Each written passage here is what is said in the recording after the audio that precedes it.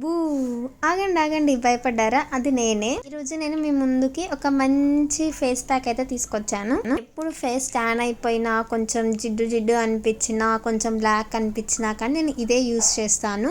Beetroot గురించి అందరికీ తెలిసిందే, హెల్త్ కి, హెయిర్ కి, ఇంకా స్కిన్ కి చాలా మంచిది.